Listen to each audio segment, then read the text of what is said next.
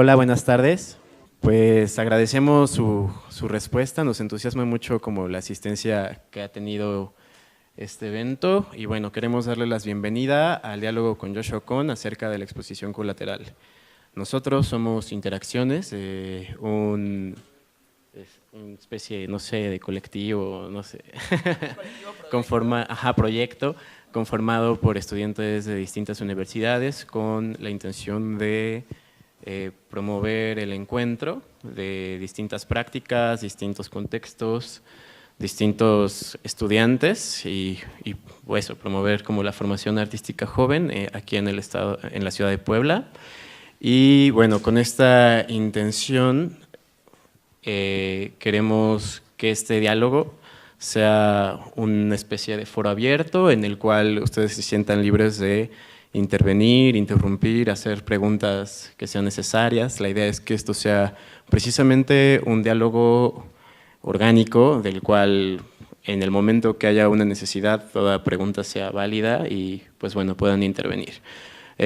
Nosotros hemos estado trabajando un poquito previo a este diálogo, tratando de localizar inquietudes entre la población estudiantil y nos hemos topado mucho con este interés de conocer acerca de tu trayectoria, de tu perspectiva acerca como de la formación artística y también un poco de empatar e intercambiar estos como momentos clave acerca de la formación, dado que es como un punto que nosotros encontramos que nos identificamos, vaya.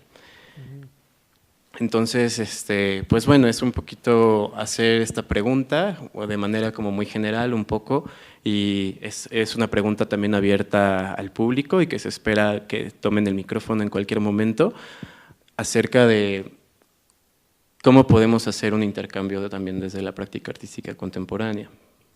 Entonces, pues no sé si quieres decir algo. Sí, aquí tengo. ¿Sí me escuchan bien? Bueno, pues, digamos, ¿hubo alguna pregunta concreta en la introducción? ¿O quieres que hable en general? Sí. Bueno. Un poquito concretizando, también si nos puedes platicar acerca primero de tu interés y también cómo estás aquí, como por qué o para qué desde tu perspectiva. ¿Por qué estoy aquí? Ok, bueno. Pues digo, puedo platicar un poco en términos un poco generales de el por qué hago lo que hago, por qué hago arte, y un poco digamos, ya tuvimos como una mini conversación previa en la que más o menos sentí ya algunas de las inquietudes, entonces quizás si quieren yo lo puedo arrancar un poco y ya me van haciendo preguntas en base a eso. Una de las preguntas que me hizo interesante tiene que ver con la idea de la desmistificación del arte, ¿no? Como bajar el arte del pedestal. Y esa es una pregunta que, digo, para mí, y me atrevo a decir para muchos de mi generación, esa era una de las agendas principales. Yo recuerdo, digamos, como estudiante y que tenía interés y la aspiración de hacer arte, era muy frustrante para mí y para muchos otros de mis colegas entrar a museos y sentir que de alguna manera lo que estábamos viendo no tenía que ver con nuestra realidad cotidiana. Es decir, la relación entre arte y vida cotidiana para muchos de nosotros no era evidente. Sentíamos lo que estábamos mirando como muy, muy lejano y en esa época pues era mucho arte abstracto, ¿no? Era como arte muy derivado de lo que fue la ruptura en México, que es lo que en los 80s, principios de los 90 se mostraba mucho en museos, galerías, etc. Entonces, desde un inicio, el interés, que no es un interés nuevo, pero creo que es muy importante el interés de relacionar la práctica artística con la cotidianidad. Es decir, que mi experiencia del día a día se vea reflejada en el trabajo.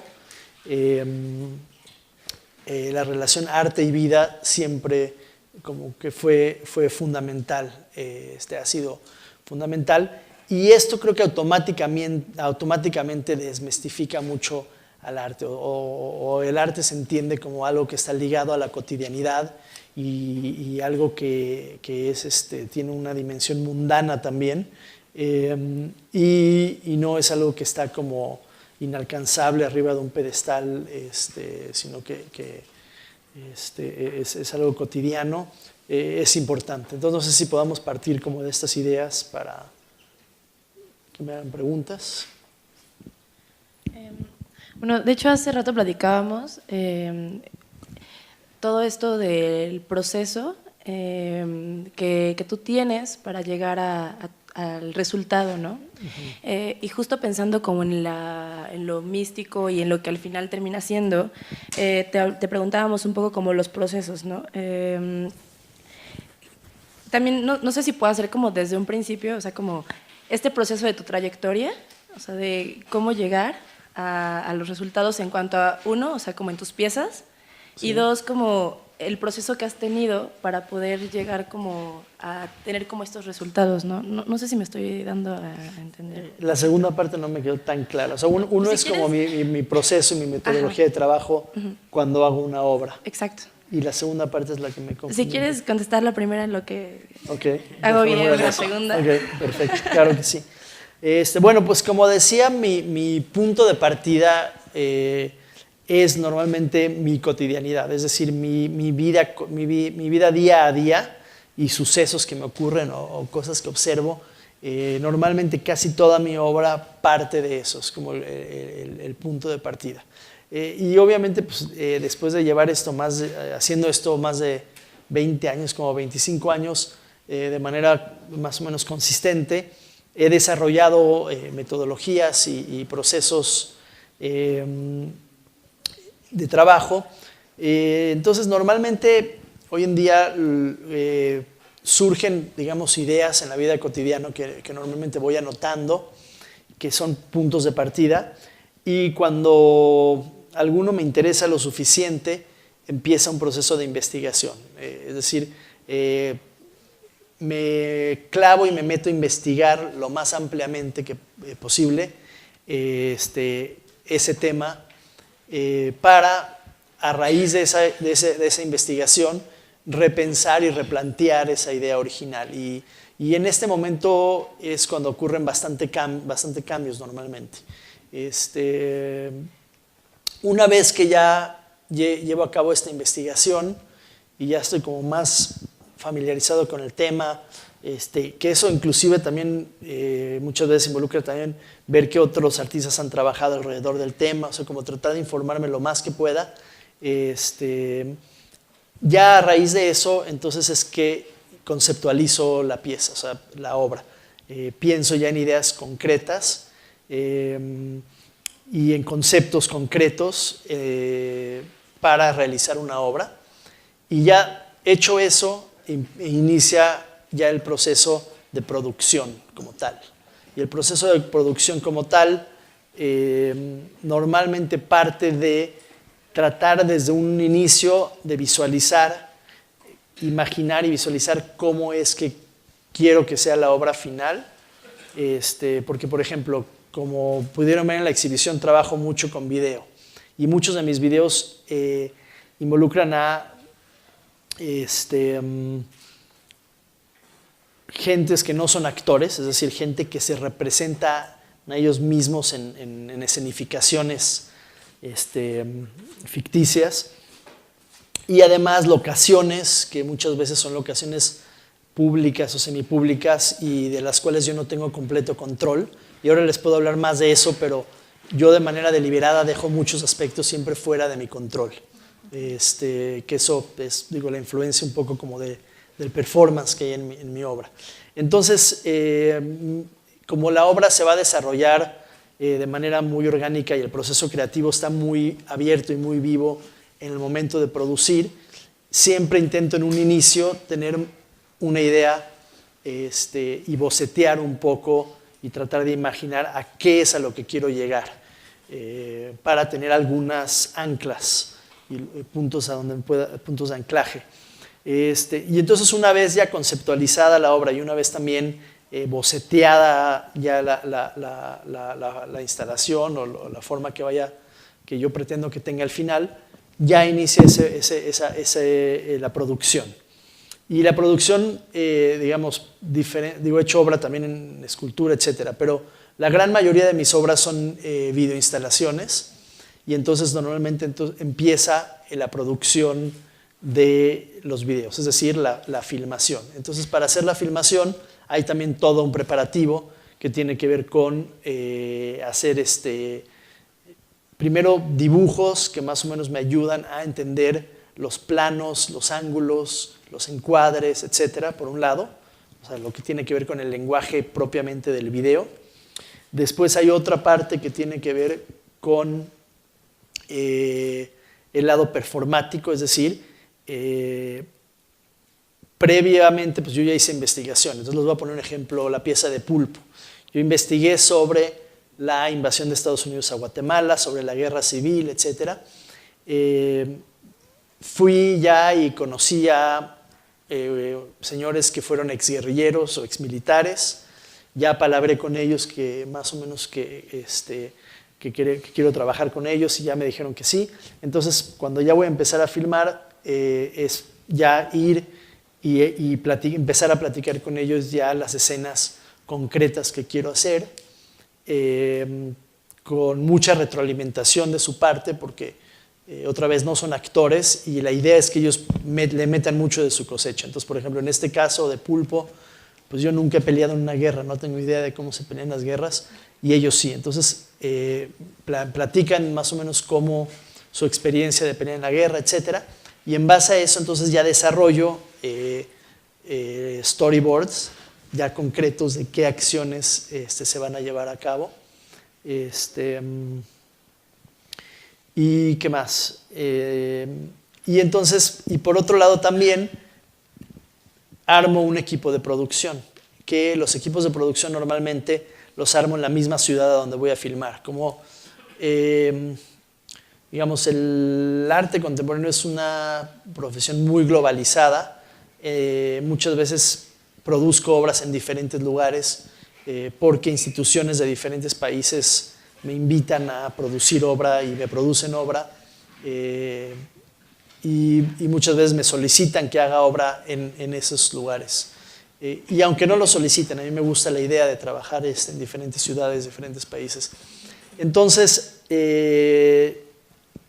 pongo normalmente o armo un equipo de producción que está basado en esa ciudad, o sea, busco una casa productora de gente que normalmente trabaja en cine, y entonces ya tengo reuniones con la casa productora para trabajar junto con ellos los storyboards, explicar a los camarógrafos exactamente qué quiero, definir qué tipo de equipo se va a usar, etc. Y ocurre la filmación. Y en la filmación, el día de la filmación es muy importante, es fundamental en mi obra, porque como dije antes, mucha de la dirección ocurre en tiempo real, en el sentido de que hay muchos aspectos que yo no puedo anticipar y que en el momento de estar filmando surgen. Entonces, en el momento de filmar, para mí es un momento o una parte muy importante del proceso creativo en donde se siguen tomando decisiones y se sigue de alguna manera respondiendo a lo que empieza a ocurrir. Regresando al caso de Pulpo, por ejemplo, yo no tenía permiso para filmar en el estacionamiento del Home Depot.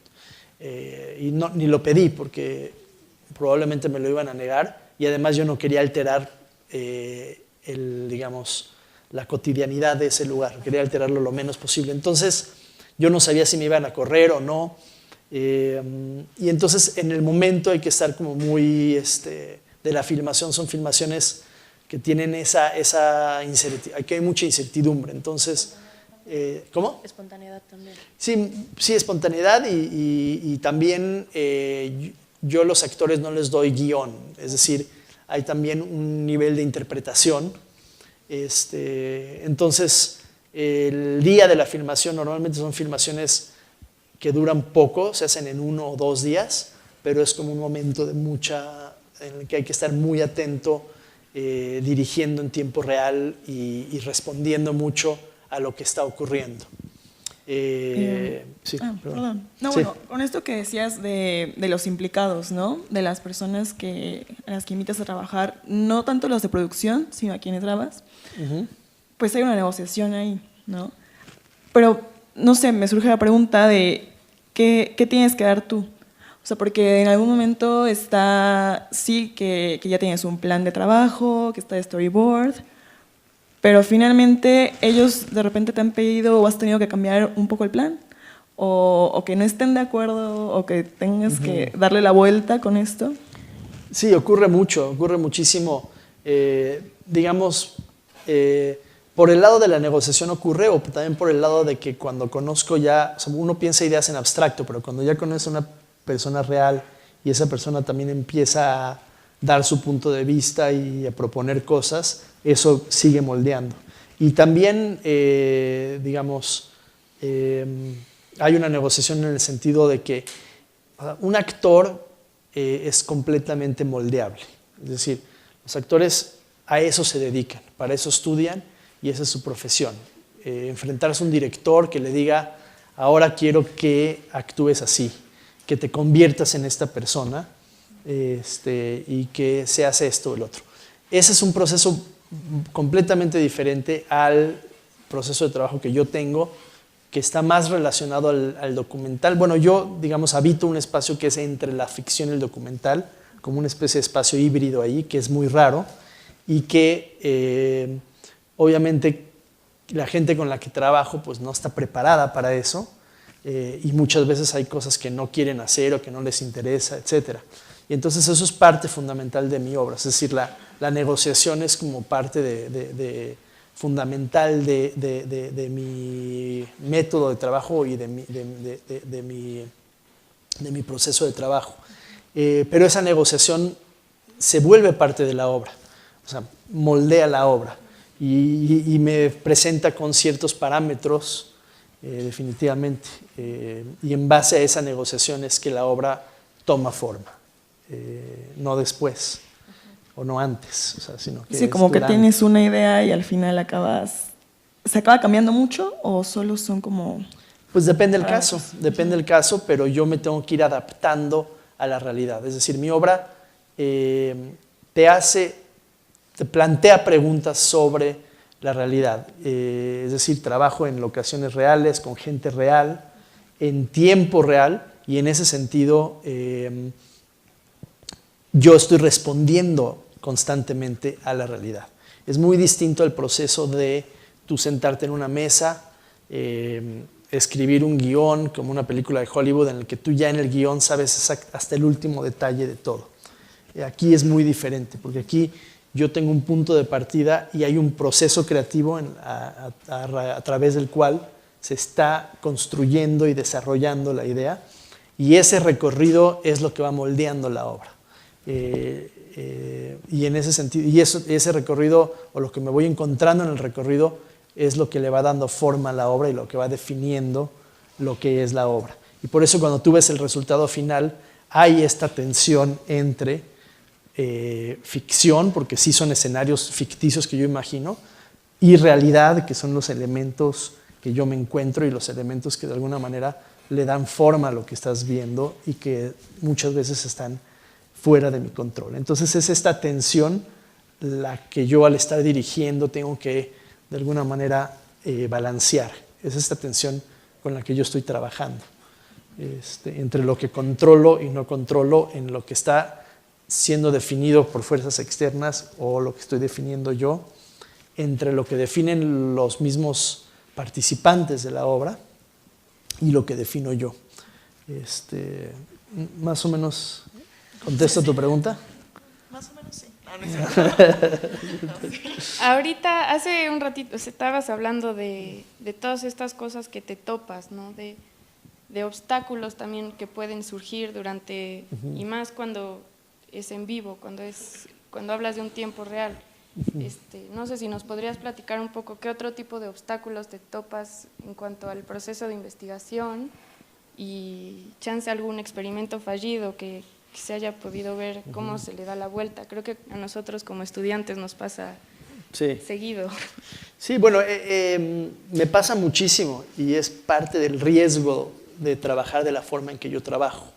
Es decir, yo no tengo el no tener control absoluto de lo que está ocurriendo y el yo deliberadamente dejar cosas fuera de mi control para que también sea la realidad misma o las circunstancias mismas lo que está moldeando la obra, me deja muchas veces fuera de control de algunos aspectos y hay veces en el que ese balance que yo estoy buscando se acaba yendo mucho en favor a una situación que yo ya no controlo nada y que ya se sale tanto de mis manos que ya no es interesante, y muchas veces son por temas de producción, así de sencillo, ¿no? De producción que no sale bien, porque producir no es cualquier cosa, ¿no? La logística, etcétera. Hay veces que es porque yo asumo ciertas cosas en mi idea original, pero luego a lo largo de la investigación me doy cuenta que no es como yo pensaba y de alguna manera eso hace que ya no funcione.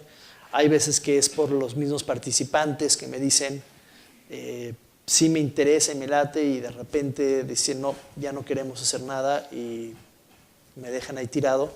O sea, hay por diferentes circunstancias, o hay veces que la visión original no funciona, no es buena y las cosas no funcionan. Entonces, obviamente que aquí en el museo ustedes ven mucho de lo que sí funcionó, pero no están viendo muchas de las cosas que no funcionaron para nada, y yo no veo eso como un problema. O sea, a mí se me hace que como artista uno se tiene que aventar al vacío y no hay ninguna certeza de que va a trabajar, de que va a funcionar, porque no trabajamos con fórmulas, ¿no? Hay otras profesiones que trabajan con fórmulas, pero en el arte no. Entonces, al no trabajar con fórmulas, pues hay veces que la intuición juega un papel enorme, y hay veces que nuestra intuición se equivoca. Pero creo que es importante escuchar a la intuición en este proceso. Y bueno, y yo quería preguntarte, ¿cómo es que te percibes tú al insertarte en cada uno de estos proyectos? Uh-huh. Porque, bueno, cada modo de hacerlo, yo puedo imaginarme que es un tanto distinta por los grupos de personas con los cuales trabajas, como el modo de negociarlo o cómo se aborda siquiera, ¿no? Porque, bueno, eso en general. Sí. Sí, pues efectivamente, casi cada una de mis obras es un universo en sí mismo, que me toman a veces 1 año y medio, 2 años hacer, y entonces tienes que sumergirte en ese universo y de alguna manera aprender a navegar esas circunstancias, que son circunstancias distintas a lo que jamás habías hecho o te habías encontrado. Pero eso es algo que a mí me gusta. A mí, digo, una de las razones por las que hago arte es porque a través del arte yo puedo explorar mi entorno, puedo intentar entender mi entorno, puedo relacionarme, ir a lugares que jamás habría ido, relacionarme con gente con la que jamás me habría relacionado. Y efectivamente, cada uno de esos escenarios tiene sus propias dificultades, sus propias problemáticas, y entonces hay que ser muy creativos. O sea, hay que todo el tiempo estar respondiendo a estas nuevas circunstancias y encontrando nuevas soluciones, porque otra vez no está formulado, ¿no? Entonces,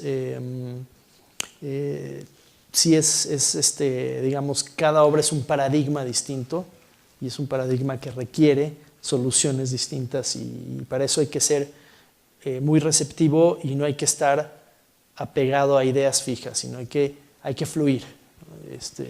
Es muy importante fluir y de alguna manera mantener la mente lo más abierta que se pueda. Tener un plan, pero no ser muy cerrado con el plan, y tener de alguna manera flexibilidad.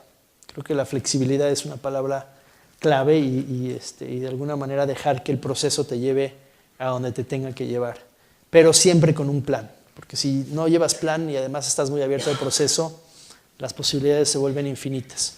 Entonces también otra vez un balance entre ideas concretas, planes concretos misiones concretas y la apertura y la flexibilidad para ir respondiendo a las circunstancias y a los nuevos contextos y estar encontrando nuevas soluciones. O sea, no es lo mismo negociar y lidiar con unos nacionalistas extremos amantes de las ametralladoras en Arizona que con exguerrilleros de Guatemala. O sea, son realidades muy distintas por muchas razones.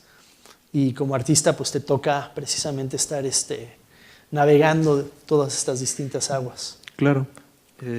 Mi pregunta, quizá quisiera como reformular la pregunta. ¿Cómo te concibes tú al insertarte? Es mi lugar dentro de eso. Sí. Sí. Bueno, a pesar de que las realidades son tan distintas, una de las cosas que propone mi obra y que propone específicamente esta exhibición colateral es que la gran mayoría de las obras hacen alusión o hacen referencia a la globalización, es decir, a estas fuerzas del capitalismo global que afectan a todas las localidades. Y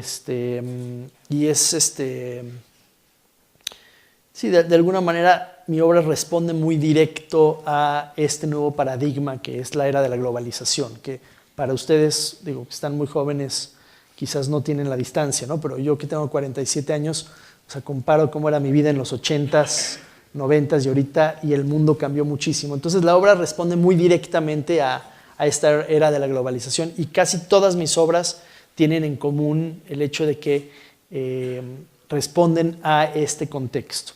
Y en ese sentido, este contexto es un contexto en el cual todos estamos en el mismo barco, es decir, es un contexto, son fuerzas que nos están afectando de diferentes maneras a todos. Y en ese sentido yo no me siento como un espectador o no me siento como ajeno a los temas que estoy tocando, los siento como míos, como temas que me afectan y que me incumben. Entonces yo siempre trabajo desde adentro, aunque sean gente muy distinta y localidades y realidades muy distintas, yo los trabajo desde adentro, como parte de algo, como un participante más. Entonces así es como me posiciono como un participante más desde adentro. ¿Sí? Ahora sí ya le di a tu pregunta. ¿O quieres hacer una tercera reformulación? ¿Sí se escucha? Sí. Pues hace rato mencionas con respecto a la metodología y yo quería preguntarte o no sé, discutir sobre las estrategias que tomas con respecto a tu producción que opera a distintos niveles. Por ejemplo, esta que tenemos ahí del retrete de Jumex, del Jumex, perdón, del Sumaya. Sí. Es que están cerquita. Están cerquita, por eso. Son vecinos. Por ejemplo, esa pieza y si la comparamos con, no sé, por ejemplo, con la de Octopus, que operan como a distintos niveles. Una es más directa, la del museo, y la otra tiene un manejo de la poética, metáforas, etcétera, mucho más compleja. Y a mí de repente al principio me costaba un poco de trabajo, todavía como que no comprendo muy bien cuál es la intención de esta estrategia tan directa con la producción, porque es, ¿cómo decir? Bueno, contaré algo brevemente. Cuando visité tu exposición en el MUAC, acaba de salir de la exposición de Xtodilat, que tiene videoarte y que te habla sobre movimientos sociales y es una figura, pues ves videoarte larguísimo y pues yo me quedé y etcétera, me movió los sentimientos, lo que sea, y de repente salgo y me encuentro con el retrete del Sumaya, que es algo totalmente directo, y al principio me chocó pues bastante. Ya lo había visto anteriormente, pero en ese momento fue muy chocante por toda la experiencia que traía detrás. Entonces me pregunté cuál es la intención o cómo opera esa estrategia tan directa, y hasta a veces pues podría ser un poco, no sé si chocante, no creo que sea la palabra correcta, pero tengo la noción de que hay una intención, hay algo que todavía no percibo a través de lo tan directo y como estrategia de acercamiento o de choque, por así mencionarlo. Claro. Sí, es muy, muy buena pregunta. Mira, la realidad del mundo en que vivimos es la realidad, bueno, no la única realidad, pero una de las realidades más dominantes del mundo en el que vivimos es la realidad del Instagram, la realidad de las ferias de arte. En las ferias de arte, el promedio de atención para ver una obra de arte son 3 segundos. Y eso es literal, o sea, está estudiado, o sea, no es una exageración en lo más mínimo. Hay poca gente que, como tú, se toma el tiempo de sentarse a ver un video de más de 5 minutos. O sea, la mayoría ve videos de 3 segundos y ya se va y se sigue moviendo.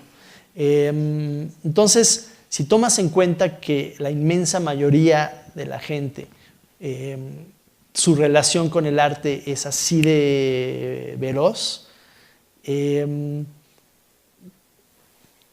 tienes, yo creo, como artista, no tienes, puedes como artista desarrollar estrategias para también hacer obra que tenga sentido en ese contexto. Es decir, yo tengo obra que está hecha para gente que va a poner atención. La mayoría de mi obra está hecha, es muy demandante en el sentido de que requiere de atención, hay muchos matices, muchas sutilezas y requiere de alguien como tú que pone atención, que se sienta y que se toma el tiempo, etc.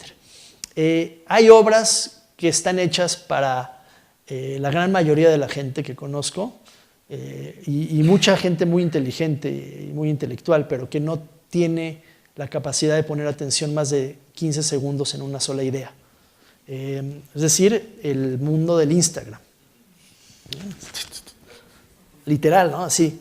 Entonces, hay algunas obras, por ejemplo, Santiago Sierra y yo, porque el excusado es una colaboración entre los dos, pensamos esta pieza del excusado para la feria de arte.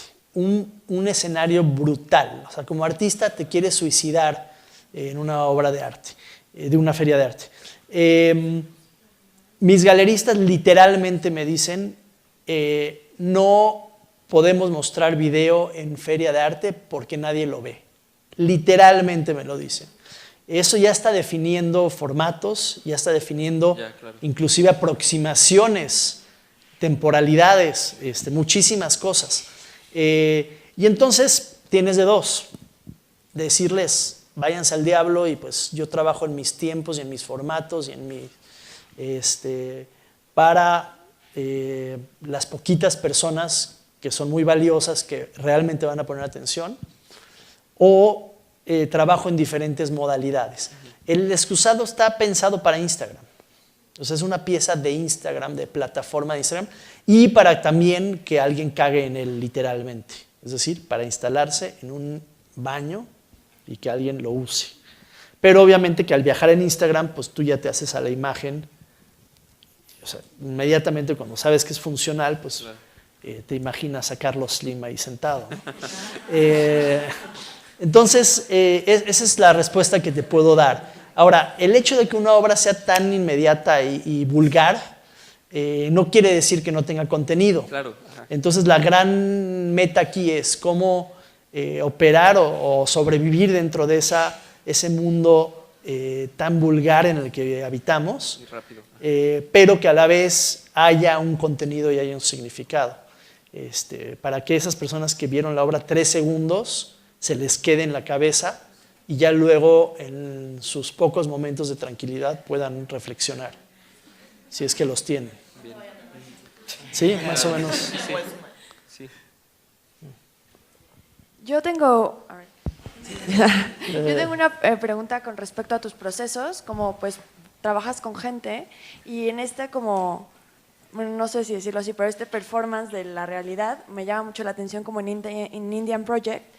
Si hay un momento en el que algún participante o en algún otro proceso similar haya entrado como en algún conflicto, ¿no? Como en esta representación de sí mismo, como no sé, como creo que es un proceso como muy de individuo que puede causar muchos choques. Esa es mi primera pregunta. Y la segunda, en la plática que diste aquí la primera vez cuando se inaugura la exposición, dices que cuando tu acercamiento es con la gente intentas ser como muy directo y muy genuino, hablar desde tu posición y remunerar lo mejor que puedes, que creo que eso es muy importante desde el principio, ¿no? Y no sé, me interesa puntualmente como si después de estos procesos con gente hay como algún eco de ellos hacia ti, como si se genera algún lazo, si no, si tu interés es generarlo, si después de eso, como que también, como hablas mucho de arte y vida, si eso, como no sé, en algún punto te arraiga a algún lugar o no. Y bueno, esas son como mis dos preguntas. Ya. Bueno, también dos muy buenas preguntas. La primera, definitivamente me meto en problemas todo el tiempo. Hay veces que más graves que otros. La de Indian Project es una en la que me metí en muchos problemas. La de Oracle también me metí en algo de problemas, porque todo mundo, digamos, nuestra realidad o nuestra idea de la realidad, es decir, no tenemos distancia y entonces nos sentimos muy seguros. No tendemos a vernos desde afuera, ¿no? O sea, estamos como con nuestra visión desde nuestro punto de vista, etcétera, y tenemos siempre nuestros razonamientos. Entonces, normalmente nos sentimos muy confiados y muy seguros. En Indian Project, esa ficción yo no la inventé. Es decir, es una ficción que ya estaba ocurriendo en ese pueblo. El pueblo ya tenía ese nombre, ya tiene la escultura, ya tienen toda una estética en relación a lo que ellos consideran las culturas nativas. Inclusive en el pueblo, que también eso sale en el video, hay un letrero que literalmente dice que los nativos le vendieron no sé cuántos millones de hectáreas a los ingleses a cambio de unas bolsas de provisiones. Suena ridículo, pero para ellos es normal, es decir, es la narrativa con la que crecieron. Entonces, pedirle a alguien que de alguna manera represente su realidad o su punto de vista o su viaje, es normal, o sea, es decir, para ellos no es anormal, porque se están representando a sí mismos.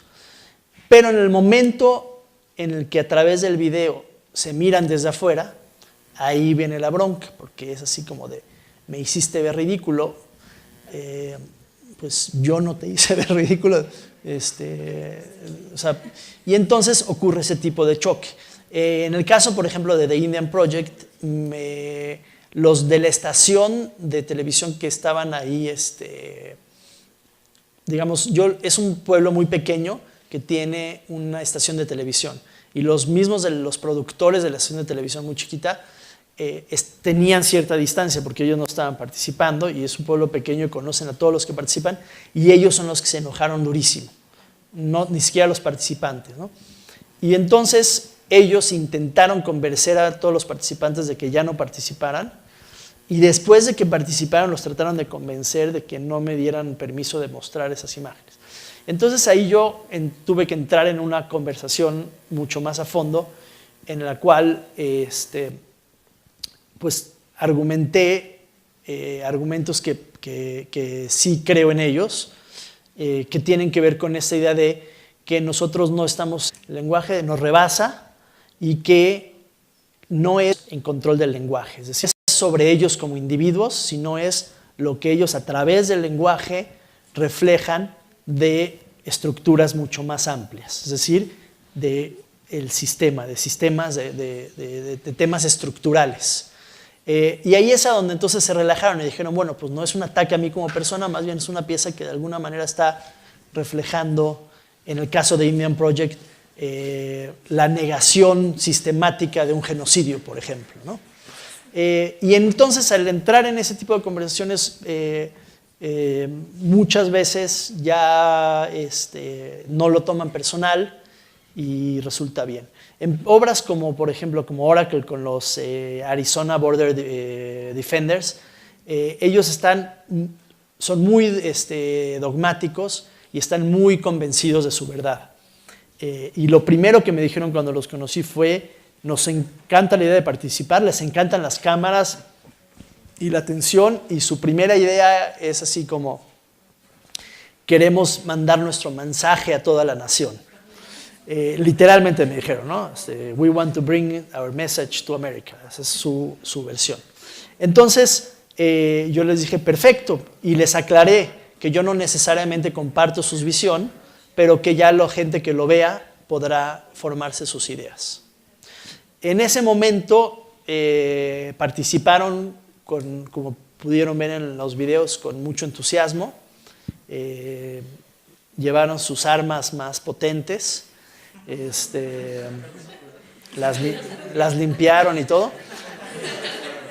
Y entonces, en el momento en que yo les... y además, no solo eso, me propusieron y me dijeron, y queremos hacer más videos, queremos que nos filmes haciendo lo que ellos le llaman operaciones camuflajeadas, que son las operaciones cuando patrullan las fronteras, y yo imagino que son las que están ligadas a esos momentos en los que le disparan a gente que está cruzando a través de propiedad privada, porque muchas veces matan a los inmigrantes con el pretexto de que están traspasando en propiedad privada. Pero bueno, y entonces yo les dije, perfecto, ya hasta le habíamos puesto fecha y todo, yo iba a regresar, y de repente les mando los videos y me cortaron así de, no queremos saber de ti. Y ya no pude hacer esa segunda parte, ¿no? Por ejemplo. Entonces, no sé si eso contesta la primera parte de tu pregunta. ¿Y cuál era la segunda parte que ya no me acuerdo? Nada, o sea, como ¿Ya que la en contesté estos también? procesos sociales, como si hay algún eco después en las personas con las que trabajas. O sea, si te quedas en algún lugar o sí. no. Pues, mira, eso es algo que no trato de forzar, porque yo no me considero como trabajador social, ni considero que mi meta es hacer amigos a través de hacer arte. O sea, no es como estoy trabajando. Pero obviamente, tu pregunta es muy buena porque surgen relaciones afectivas. Hay veces que surgen relaciones afectivas y digamos, yo por ejemplo, después de hacer Pulpo, cada que iba a Los Ángeles, pasaba por ahí, por el Home Depot y les llevaba los libros, o sea, como que sí los iba de repente a ver porque me daban ganas, pero no porque sintiera una obligación.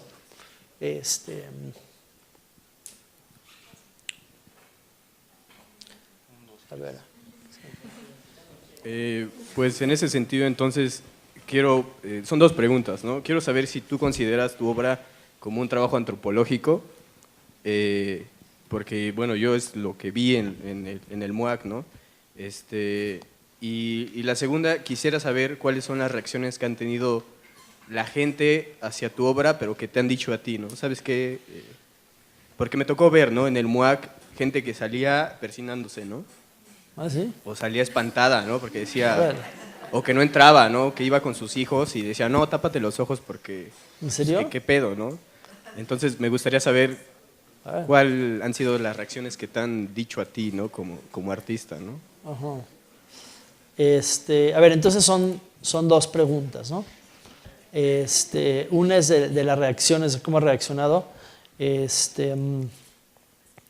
Pues, mira, eso se me hace un poco difícil calcularlo porque, pues, digamos, yo vengo a la inauguración, pero pues ya no estoy en toda la duración de la exhibición. De repente, a través de instituciones me entero de cosas.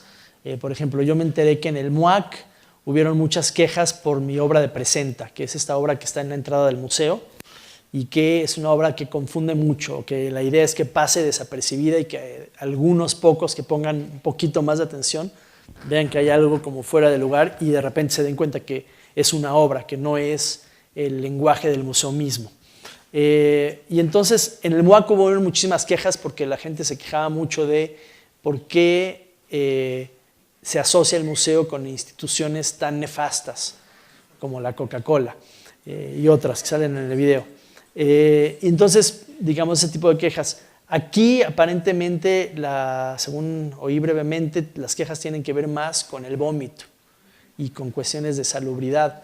Entonces, digamos que diferentes gentes traen diferentes tipos de fantasmas y ya se sacarán de onda o no de diferentes cosas. Pero a mí se me hace que el sacarse de onda, entre comillas, es un mecanismo para no ir a los lugares que las obras te están, digamos, invitando, a los lugares a los que te están invitando las obras. Y esos lugares a los que te están invitando las obras son lugares en los cuales tú estás implicado, es decir, la obra te invita a mirar desde adentro, es decir, a volverte un participante más y en verte reflejado en lo que estás mirando.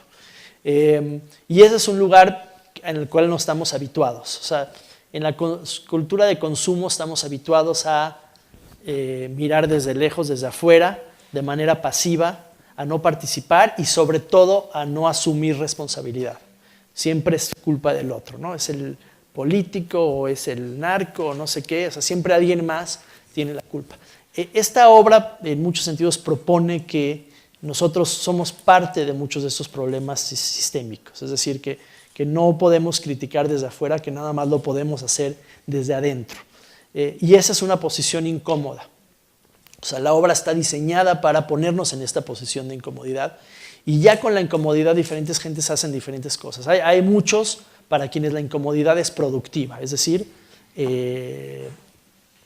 toman al toro por los cuernos y realmente se adentran y se posicionan frente a lo que están mirando. Hay otros que prefieren, como el avestruz, meter la cabeza en la tierra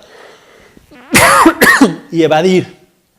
Y entonces, ¿cómo evades más fácil? Pues apuntando dedos, ¿no? Diciendo, esto es inmoral o es indecente o etcétera, etcétera, etcétera. O políticamente incorrecto o lo que tú quieras. Y eso ocurre mucho. Pero también ocurre mucho que mucha gente sí de alguna forma se adentra y asume responsabilidad ante la obra, ¿no? O sea, se vuelve un participante activo y no un consumidor pasivo. Y ya olvidé tu primera pregunta.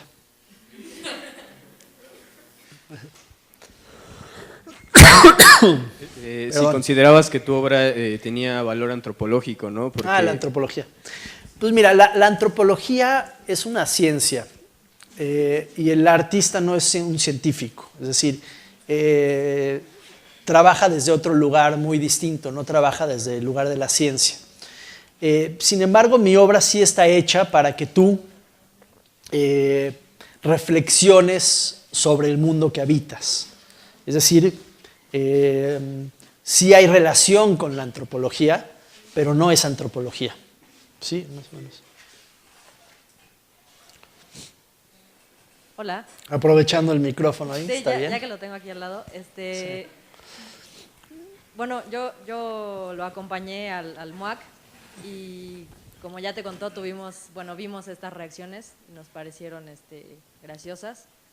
Y entonces quería preguntarte, ¿cuál es tu opinión acerca de esta idea de que todo el arte contemporáneo es una basura, ¿no?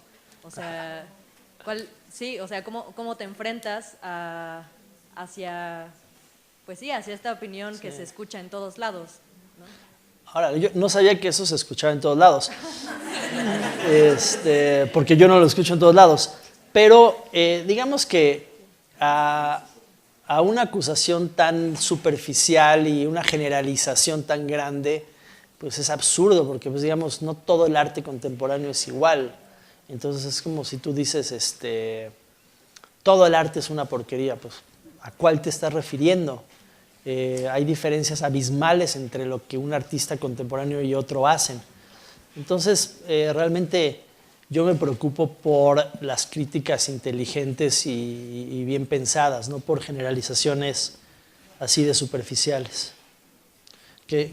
Porque no quieren decir nada, ¿no? O sea, ¿qué puedes contestar a algo así, ¿no?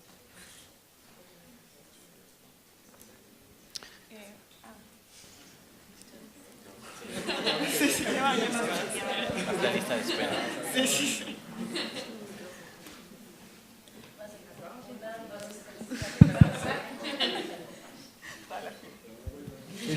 Yo quería preguntar qué barreras sistemáticas o institucionales tienes que ir rompiendo para tratar ciertos temas. O sea, no sé, voy a poner como ejemplo 2 obras que están como contrarias en tiempo. La del Chocorrol, que es como la más antigua, creo la más viejita.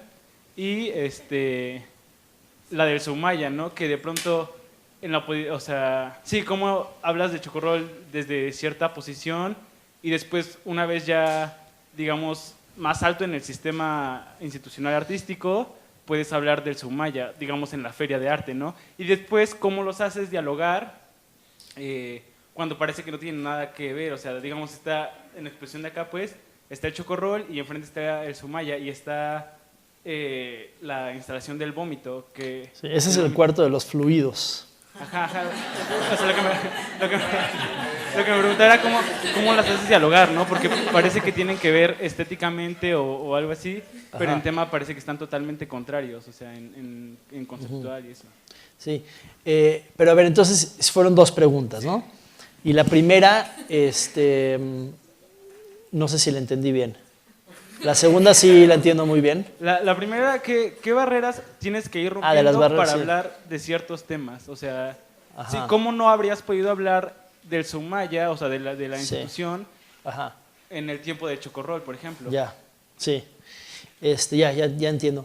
Bueno, pues mira, dentro del arte, en términos generales, hay muy poca censura.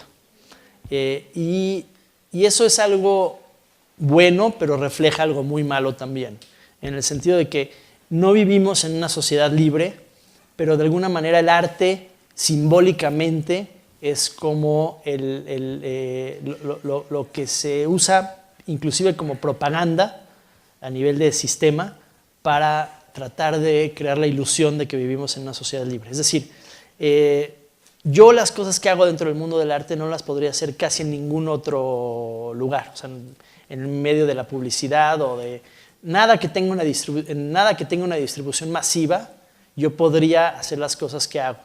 Entonces el arte es como este pequeño ahí burbujita que te permite mucha libertad y que es muy raro que te censuren. Y la segunda parte de esa primera pregunta creo que tiene que ver con qué tanto apoyo o qué tanto poder tiene un artista dentro de las instituciones. O sea, no es lo mismo ser un artista muy joven a un artista ya con más trayectoria. Y pues eso está ligado a qué instituciones muestran tu obra, ¿no? Con el tiempo y con los años, pues vas haciendo carrera como artista y entonces tienes acceso a más instituciones, por lo tanto a más visibilidad, pero eso no te da necesariamente más libertad. Es decir, yo pude haber hecho la obra del Sumaya, aunque ni siquiera existía en los años 90. El problema es que tienes menos posibilidades de producción, tienes menos vitrinas, es decir, tienes menos atención, no te están invitando a exhibiciones, y entonces eso es lo que cambia. O sea, más que tu libertad, inclusive hasta yo podría argumentar que la libertad en algunos aspectos se reduce, pero tus posibilidades aumentan en cuanto a producción y en cuanto a escaparates para mostrar lo que estás haciendo. Entonces, esa fue eso es la primera pregunta. ¿Más o menos sí la contesté? Sí. Okay. Bueno, para estar seguro, ¿no? Sí, me acuerdo de la segunda. La segunda, está mal mi memoria, pero no tanto. La segunda, mira, cuando tú te juntas con un curador, después de 20 y tantos años de estar haciendo obra, para de repente mirar hacia atrás, es un reto enorme, porque hiciste obras en épocas muy diferentes de tu vida, con preocupaciones diferentes. Sin embargo, un poco este proceso de mirar hacia atrás es un proceso también de tratar de pensar y ver si hay metadiscursos, es decir, si más allá de las especificidades de cada obra, también hay líneas en común, hay como aspectos que unen las unas con las otras. Entonces, al tú ver una exhibición que es una revisión de media carrera, en la que ves obras variadas de distintas épocas, etc., se van a notar mucho esas diferencias, pero un poco la meta o lo que nosotros realmente, a lo que aspiramos a hacer esta exhibición es que tú también puedas encontrar esos lazos en común. Y esos lazos en común pueden ser desde, en cuanto a temas formales que tienen que ver con los flujos del cuerpo, por ejemplo, que eso fue un poco también la lógica para armar ese cuarto, digamos, también como está organizada la exhibición aquí en el Amparo tiene que ver con un tema geográfico, que es como un viaje del curador, con esta espiral que él se imaginó geográfico, que parte de obras que son muy específicas a la Ciudad de México y que de ahí empieza a hacer todo un recorrido y que termina en el Medio Oriente. Entonces, esas fueron las dos lógicas para agrupar ese cuarto. Más allá de eso, pues sí hay contenidos muy diferentes, pero un poco la intención es de que puedas leer esos contenidos diferentes, pero también crear estas relaciones que en algunos casos son mucho más obvias que otras, o más directas que otras. ¿Sí? ¿No había alguien aquí antes? Que lleva ya un rato tratando de... Bueno, yo quería preguntar, una vez que ya tienes todo el proceso de investigación, ¿cómo traduces esto a un dispositivo artístico? Bueno, ¿cómo lo terminas? ¿Y cómo sabes si va a funcionar? O sea, cuando va desde un videoarte hasta una placa de mármol. ¿Y cómo logras que no se pierda el mensaje en ambos dispositivos? A ver, fueron muchas preguntas, entonces. Fue una. A ver, pues, entonces... Una vez que tienes todo el proceso de investigación que dijiste que investigabas... ¿Cómo sé que va a funcionar? Ajá, ¿cómo lo insertas en un dispositivo artístico? O sea, ya sea una pintura, un videoarte o una placa de mármol. ¿Y cómo logras que en eso no se pierda el mensaje o lo que tú quieras decir? Correcto. Sí, pues ese es un gran reto, no es nada fácil y no hay una respuesta, no hay una fórmula, una respuesta que te pueda ayudar. Esa es la gran dificultad, ¿no? De cómo ir de una idea y de un contenido a una obra de arte. Lo que sí te puedo decir es que yo intento no pensar en el medio hasta después, hasta que más o menos el concepto ya esté claro, y normalmente los conceptos ya son los que me apuntan al medio, es decir, para cada concepto como que siento que se resuelve mejor en un medio que en otro. Y cómo sé que va a funcionar, pues no tengo la menor idea. Es decir, no sé que va a funcionar, pero otra vez te tienes que lanzar al vacío y arriesgar y confiar en tu intuición. Y como dije antes, hay veces que estas visiones que tenemos, que son visiones completamente subjetivas, que no tienen ninguna base, y hay veces que estas visiones y esta intuición resultan geniales, hay veces que estas visiones y esta intuición resultan de hueva y no funcionan, y pues así es esto. No hay garantías.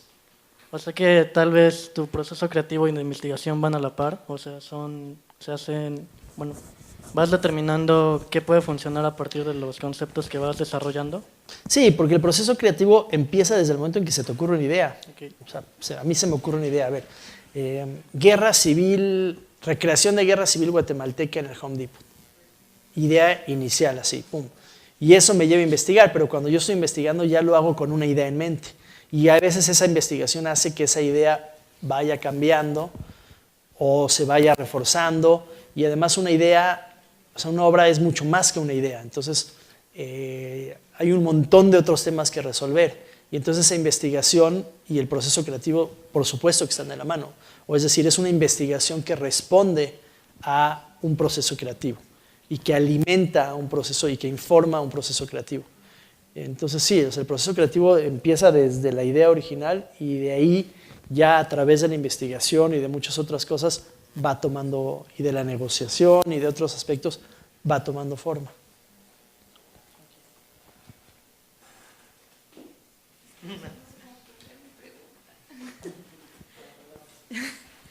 Bueno, es que no sé muy bien cómo plantear mi pregunta, pero va justo por lo que nos acabas de decir de lo de los indios, bueno, de lo del pueblito indio, de que entonces tú los grabaste y después se los enseñaste y ellos lo vieron y no les gustó después de que ya lo habías hecho. O sea, lo vieron y dijeron, esto es una burla. Entonces, bueno, a mí me pasó ahorita que fuimos a ver la exhibición, que a mí me pasó eso conmigo.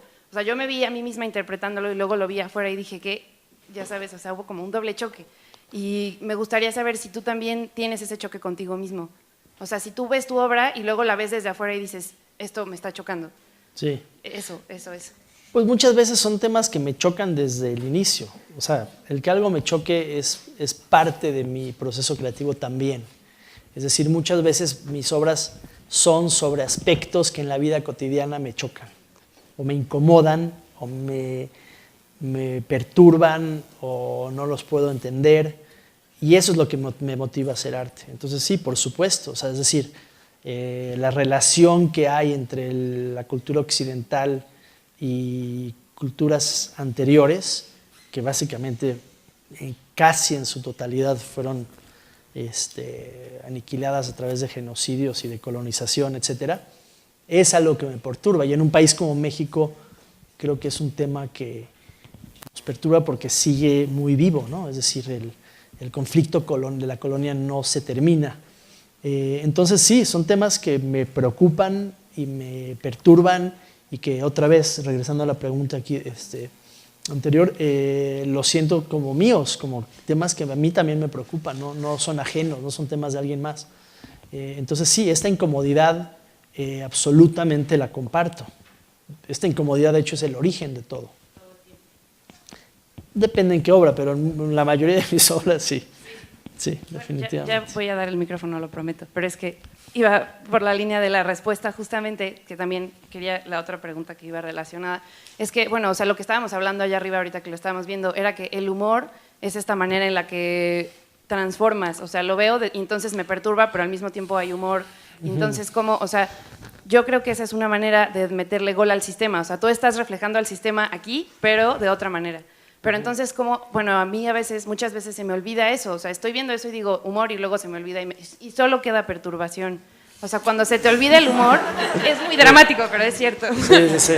O sea, como que, Perdón. ¿en qué momento no, o sea, en la vida te preocupa un tema y entonces, ¿cómo vuelves a tomarlo humorísticamente? O sea, ¿cómo dices, no me voy a dejar tirar por esto, lo voy a reinterpretar? Claro, sí.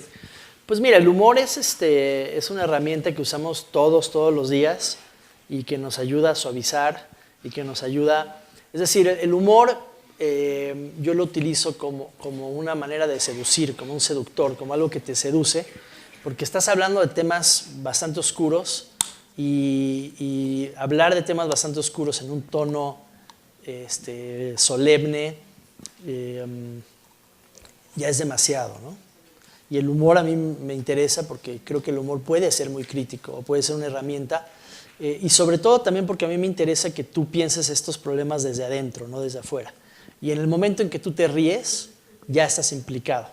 Y en el momento en que tú te das cuenta de lo que te estás riendo y te pones súper incómodo, ya no hay vuelta atrás. O sea, ya entraste.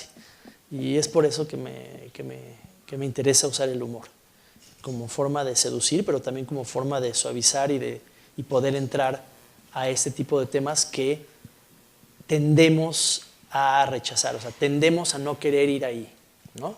Que tendemos a evadir. Entonces, sí, lo uso como manera de seducir. Y también de pasármela bien, porque también me lo tengo que pasar bien. Sí. Sí, y de que también se la pasen bien, aunque sea un ratito. Antes de que te des cuenta bien de todo. Sí, el humor negro me interesa mucho.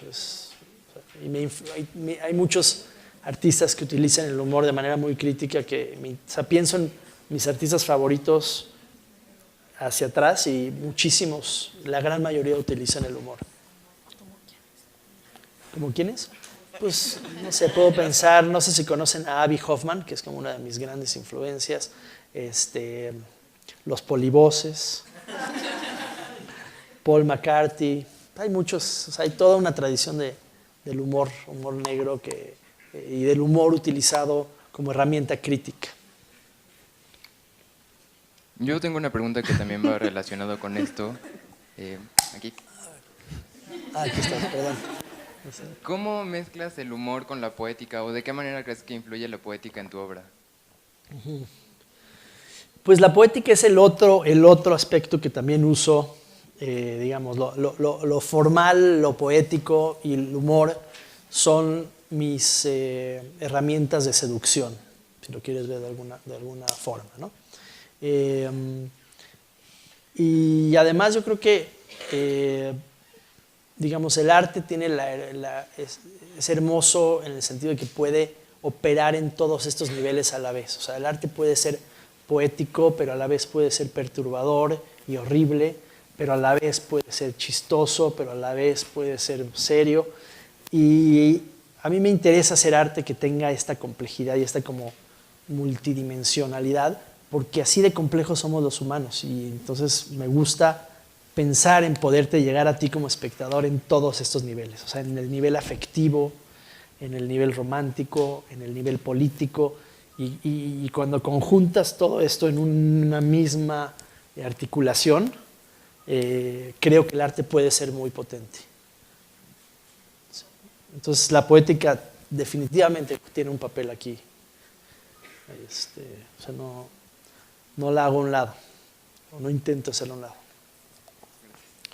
¿Sí? Y desafortunadamente vivimos en un mundo que todo lo quiere encasillar. Entonces en muchas escuelas te dicen, o es arte conceptual, o es arte formal.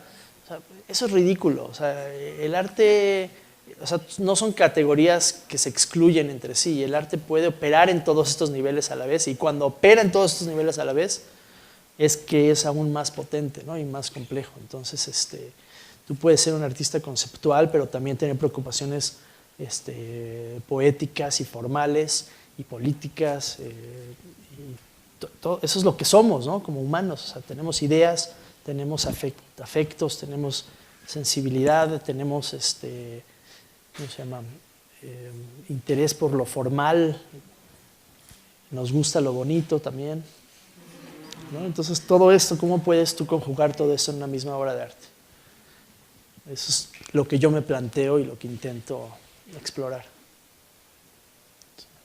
Hola. Hablando del humor, justamente en esta pieza, la de las risas enlatadas, mi experiencia fue, me dio mucha tristeza y me preguntaba si atrás de esa pieza también estaba la intención del humor. Vi que tenía, o supuse, que tenía que ver algo con el libro, ¿no?, de La risa de Bergson, y me dio una curiosidad, ¿no?, hasta qué punto estaba relacionada con ese libro y también con la filosofía de Bergson. Y bueno, esto es más una curiosidad. Y por otro lado, otra pregunta, me gustaría abrir un poco también la discusión respecto a la relación arte-educación. Muchas de las personas que estamos aquí, bueno, algunas, no muchas, la mayoría son estudiantes, somos profesores de las universidades. Aquí también tenemos un trabajo profesional como artistas, ¿no? Entonces nos encontramos como ante muchas preguntas, ¿no?, de esta posición como profesores, como artistas, y me gustaría un poco saber si has tenido la experiencia de ser profesor y cuál es tu postura ante esto. Ya. Bueno, entonces empiezo por la primera. Digo, obviamente que en Risas enlatadas sí hay humor, y un humor muy negro y muy oscuro. Digo, la imagen para mí central de esa pieza es una cara que genera sonido de risa, pero no se ríe, ¿no? Y esa imagen en sí para mí conjuga esa pieza. Es decir, es una pieza que trata de hablar de esta como imagen que proyecta el mundo del espectáculo, la cultura de consumo, el neoliberalismo en general, que es una imagen de bienestar y de alegría, etcétera, en contraposición al trasfondo oscuro y a toda la violencia que genera la cultura de consumo. Y por Entonces, ejemplo, disculpa, y el hecho de que quienes estén riendo sean trabajadores de una maquila, ¿cómo qué relación tiene con esto que me estás contando? Pues tiene la relación de que los trabajadores de la maquila representan y reflejan la violencia de la cultura de consumo. Es decir, nosotros consumimos productos, pero detrás de ese producto hay siempre mucha violencia y mucha destrucción. Siempre digo en el contexto del capitalismo global. Es decir, hay explotación, hay esclavitud y destrucción ambiental, etc. O sea, hay mucha violencia, y que es una violencia de la cual nosotros participamos consumiendo lo que consumimos. Entonces, esa obra precisamente busca como justaponer esta como gran contradicción que hay entre imagen y trasfondo, entre lo que proyecta una cultura y el trasfondo violento de esa misma cultura. Entonces es esa imagen de esta cara que no ríe, pero que produce sonido de risa, es decir, la superficialidad de la risa, a diferencia de una risa genuina. Entonces, más o menos esa es la idea detrás de esa obra, y es una obra que hice en Ciudad Juárez, y detrás de toda una investigación de las maquilas, etc. Y las condiciones de estas maquilas. Y en cuanto a Bergson, esa es como una especie de chiste o de lectura secundaria, no central a la obra, porque yo estaba, digamos, la idea de la obra fue crear una maquiladora ficticia, pero que pareciera, digamos, que aparentara ser real, y que como espectador otra vez tienes que pasar ahí suficiente tiempo y poner suficiente atención para entender que eso es totalmente fabricado, pero que a primera instancia como que aparezca algo que sí existe. Y entonces contraté a un despacho de diseñadores gráficos a que me hicieran la imagen de la maquiladora o de la corporación, y entonces en algún momento surgió la idea de, bueno, ¿cómo le ponemos, no? Y yo acababa de leer el libro de Bergson sobre la risa, que de alguna manera también me influenció a pensar en esta idea, y entonces me ocurrió ponerle Bergson por eso, ¿no? En referencia al libro de Bergson, de la risa de Bergson, en el que él pues, trata de entender el impulso de la risa, que es una pregunta que aparenta tonta, pero que es complejísima. ¿Sí? Más o menos. Ah, y la segunda parte, ¿no? ¿La primera ya estamos? Sí. Está bien. La segunda pregunta. Sí, yo he dado clases toda mi vida, sigo dando clases en Soma, en México, y empecé a dar clases desde muy joven, desde los 23 años que empecé a dar clases. Y me gusta mucho, me encanta dar clases, se me hace como, es parte de lo que soy y de mi forma de operar y de trabajar. Entonces, pero no sé si más allá de eso entendí si hay algún otro ángulo en tu pregunta. Sí, más como quizás aproximarme un poco más a tu posicionamiento como profesor, ¿no? Como si te vinculas más desde una transmisión de conocimiento, desde una, por ejemplo, abrir los procesos creativos es una manera, ¿no? de compartir, ¿no? Y de aproximar. ¿Cómo es eso? Sí. Pues sobre todo como profesor me interesa formular preguntas, más que dar herramientas. ¿Sí? Sí. Te veo confundida. No, confundida no. Sí. Sí, es decir, me interesa como proceso de enseñanza la conversación. O sea, para mí esto es un proceso que tiene que ver con eso, ¿no? Como a través o con el pretexto de la educación podemos realmente pensar creativamente y pensar críticamente. Eso es lo que me interesó, o por lo que me interesa dar clases de educación. Y hacer arte también. Gracias, sí. Sí, pero clases técnicas no soy muy bueno para dar clases técnicas. No es lo mío. Sí. Finalmente. Bueno, ahorita me acuerdo, sí. Hay una cosa que tú mencionas mucho y que creo que no hemos abordado al 100. Hablas mucho de la cotidianidad. Sí. Entonces yo me pregunto, tú, que considero que es como tu producción artística de verdad, ¿cómo te inmiscuyes en cada vez que trabajas en un proyecto nuevo de manera cotidiana y cómo es tu modo de vida, de operar cotidianamente en cada proyecto? Porque tú no eres un guardián de la frontera, no eres un neonazi mexa, no eres todas las cosas que planteas en cada uno de tus proyectos. Entonces es como cotidiano para ellos y tú te inmiscuyes en una cotidianidad de alguien más. ¿Cómo la haces cotidiana para ti?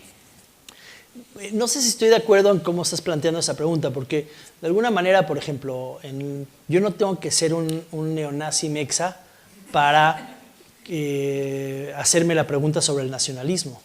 Es decir, no hay manera de no tener una relación con la ideología nacionalista. Y a mí lo que me interesa en esa pieza es explorar el nacionalismo y explorar la ideología nacionalista. Y entonces, digamos, se articula a través de este grupo en particular, etcétera, pero las preguntas de fondo que yo me estoy planteando y que me interesa plantear a través de la obra tienen que ver con, por ejemplo, cuál es la relevancia del nacionalismo hoy en día. Entonces no sé si... Sí, claro, va por ahí y no era como un tema en específico, o sea, sé que son temas también cotidianos que hay que plantearnos, pero cómo tú cambiando de un lado a otro, en tu modo de vida, sí, lo haces cotidiano, o cómo es que es tan cotidiano. Pues, por ejemplo, yo normalmente, a mí cotidianamente, día a día, me hago la pregunta del nacionalismo y me hago la pregunta de qué tan relevante es el nacionalismo, me cuestiono esta ideología que normalmente no nos cuestionamos y pienso también en la relación que hay entre la globalización y el nacionalismo. O sea, son preguntas que tienen que ver con mi cotidianidad, o sea, que me preocupan día a día más allá del arte. Ahora, yo normalmente no hablaría, por el grupo de amigos que tengo y por los lugares a donde me muevo, con un nacionalista extremo. Y entonces para mí el arte es una oportunidad de entablar conversaciones y hacer investigación en torno a cuestiones que no tienen que ver con... Es decir, es una forma de expander mi cotidianidad, porque también se vuelve mi cotidianidad. O sea, es un proceso en el cual yo pues, tengo conversaciones que duran a veces meses, años, etc. Y todo ese proceso hace que yo tenga relación y que pueda también ver otras perspectivas y entender las cosas desde otros ángulos, que son ángulos que de alguna manera son puntos ciegos desde donde yo me paro normalmente. Entonces el arte también me permite de alguna forma pararme en otros lugares, conocer otros lugares, intentar ver las cosas desde otros zapatos, etc.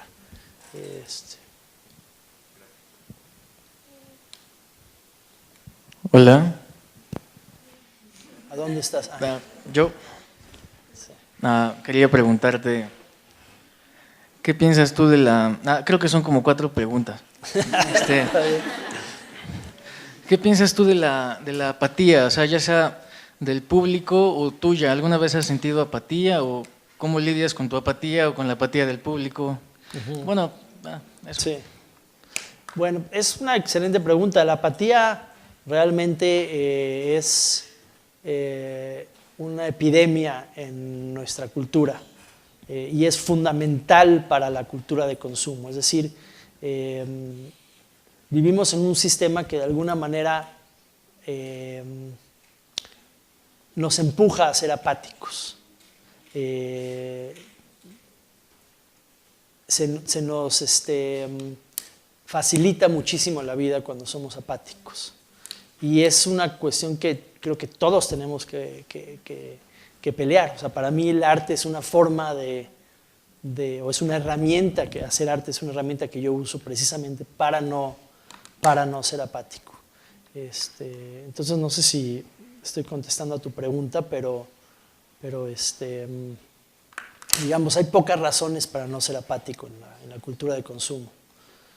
Y entonces pensar críticamente es muy complicado y todo de alguna forma está en nuestra contra para que pensemos críticamente. O sea, todo está diseñado para que nada más nos dejemos llevar. Y dejarnos llevar es esa apatía de la que hablas, ¿no? ¿Por qué voy a cuestionar las cosas si es muy complicado? Entonces, ¿qué pasa si las cuestionas y aún así eres apático? Pues esa es una contradicción, porque digo, el cuestionar en sí mismo es ya un acto no apático.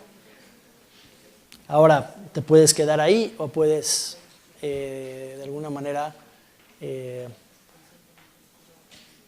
llevarlo más lejos, ¿no? O sea, ser consecuente con esos cuestionamientos. Pues ya depende de ti. Okay. Pero es difícil no ser apático. Me identifico. Ok. Sí. Bueno. ¿Esas fueron las 4 preguntas?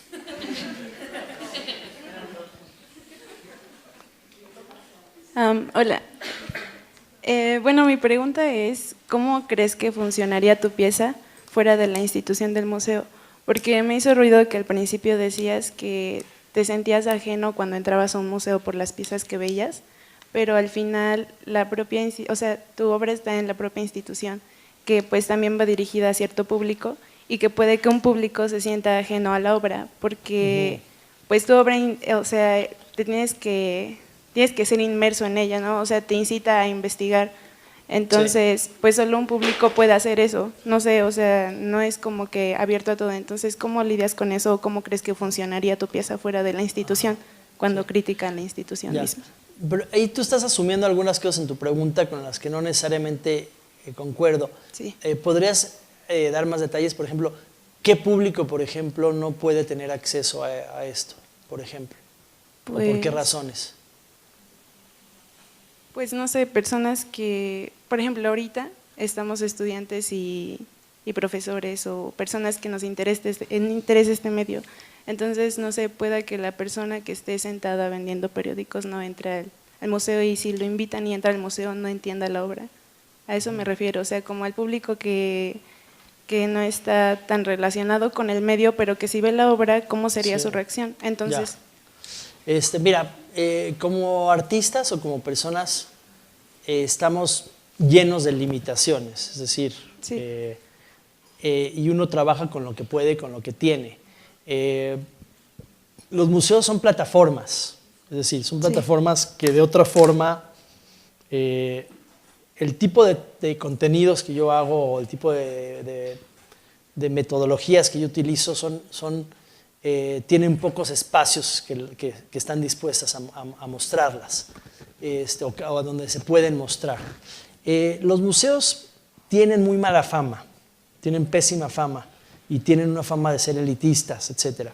Pero yo no creo que este sea necesariamente el caso. Es decir, al MUAC, por ejemplo, en la Ciudad de México, donde esta exposición fue antes, pues van miles de personas de todas tipos de clases sociales. Y no es un museo caro, para los miles de estudiantes de la UNAM, que hay muchísima diversidad, es gratis. Entonces, digamos, uno depende de las instituciones o de los formatos que existen para hacer arte. O sea, han habido momentos en la historia en que artistas, por ejemplo, artistas que hacían performance en los 60 salían a la calle y ahí hacían su performance y quien lo viera lo vio y esos fueron los espectadores. Y eso abre posibilidades pero también cierra otras. Y entonces yo creo que como artista tienes que escoger. Yo no soy tan megalomaníaco como para pretender que lo que hago le llegue y lo pueda ver todos y digamos, no tengo ese poder. Y trabajo con lo que tengo y creo que lo que tengo, por lo menos yo me siento contento porque creo que sí son plataformas que son relativamente incluyentes. Pero esa idea como utópica de sacar el arte a las calles suena fácil, pero por eso te pregunto que quizás seas un poquito más concreta en tu pregunta. O sea, ¿cómo lo imaginas? Pues no, es que sí, en sí la pregunta es general, pero sí, pues ya con eso ya tengo cosas más claras. Ya. Sí, muchas gracias. Ok. Quiero preguntar acerca de cómo observar lo cotidiano y si tú consideras que viajar o salir de tu propia cotidianidad te ayuda a observar tu propia vida cotidiana. Sí. Sí, porque esta pregunta, digamos, la dinámica que tú vives no la ves porque es cotidiana. Exacto. Es decir, lo cotidiano yo lo considero algo invisible. Entonces, ¿cómo observar lo invisible y cómo hacer más fácil observar lo invisible en mí mismo? Porque es bastante fácil analizar a una persona diferente a mí y ya te das cuenta de ciertas cosas que hace que tú no haces. Entonces, y a ti mismo. Sí. ¿Cómo identificas tus propias cosas cotidianas? Sí, pues es digamos, una buena pregunta porque no es fácil mirarse a uno mismo desde afuera. Es de hecho mucho más difícil de lo que parece. y cómo ser crítico en tu cotidianidad. Es decir, cómo lo que ya es normal para nosotros se vuelve invisible, como bien dices, ya lo dejamos de ver. Y entonces, mencionaste viajar. Pues sí, obviamente el viajar te forza a pararte y a mirar un poquito, o sea, te da cierta distancia. Pero no es la única forma de hacerlo, y también hay gente que viaja y no necesariamente. Entonces eso requiere un esfuerzo, y para mí precisamente el ser artista es a donde yo encuentro ese espacio. O sea, el ser artista o el proceso de hacer arte es lo que a mí me da esa distancia. O sea, como que me forza a posicionarme a mí mismo con cierta distancia de el mundo que me rodea. Es decir, me forza a volverme crítico o a cuestionarme más el mundo que me rodea y ver más allá de lo aparente. Entonces, por eso es que a mí me interesó empezar a hacer arte, y el hacer arte es también una herramienta precisamente para tener esa como distancia crítica de tu cotidianidad. Y bueno, esta es otra pregunta un poco más casual. Sí. Si alguna vez has descubierto que algo que hacías cotidiano es parte de todo un sistema en el que vas en contra. Por ejemplo, cuando uno ve su ropa y investiga y se da cuenta que hay miles de niños chinos sufriendo por tu culpa, ¿cómo reaccionas ante eso? Sí, pues me pasa todos los días, y es precisamente el motor de muchas de mis obras. O sea, es ese lugar incómodo del que hablábamos antes en una otra pregunta. O sea, el darte cuenta de que tú no estás por encima de la cultura que habitas, y que en muchos sentidos tú estás participando en mucha violencia. Y entonces esto pues es sumamente incómodo, y normalmente los mecanismos que nosotros tenemos es de evadir estas cosas, de no pensar en esto. O sea, yo prefiero no pensar y no cuestionarme quién hizo esta camisa, que obviamente hicieron, o sea, basta hacer un poquito de investigación para saber que, número uno, la hicieron esclavos, número dos, hay o sea, la industria de la ropa, por ejemplo, la relación que hay entre la industria de la ropa y la contaminación, que es altísima. Por decir un ejemplo, ¿no? Tú te sientas a comer un pollo y pues no piensas en cómo creció ese pollo, o sea, el hecho de que nunca vio la luz y nunca se movió en toda su vida. Pues sí, es esta violencia que está muy por debajo del agua, y en la que normalmente no queremos pensar, y que es muy incómodo, porque no puedes evitar participar para sobrevivir. Voy a esto es un poco más personal. Sí. Cuando empezamos a pensar en esta cadena de eventos que hacemos, muchas veces lo que queremos es no formar parte de esta cadena. Sí. Entonces, ¿tú cómo lo tomas? ¿Como una oposición al sistema? ¿Ya no voy a comprar camisas? ¿O compras la camisa asumiendo que un esclavo la hizo? Pues tienes que acabar haciendo una combinación, es decir, te empiezas a intentar arreglar para participar lo menos posible, pero es imposible sobrevivir si no participas. Entonces, pues empiezas a tratar de tomar las decisiones más éticas, entendiendo de que es imposible no participar del todo. ¿Y cómo lo haces? Pues yo creo que, por ejemplo, y otra vez ya, esto no tiene que ver con mi arte, sino tiene que ver con mi ética cotidiana. Por ejemplo, ¿a dónde gastamos el dinero? Esa es una decisión política, ¿no? ¿A quién le das tu dinero?